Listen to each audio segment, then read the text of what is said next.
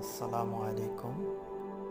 আমার সুপ্রিয় ইউটিউব শ্রোতা, যারা এই ভিডিওটা দেখতেছেন তাদেরকে অসংখ্য ধন্যবাদ।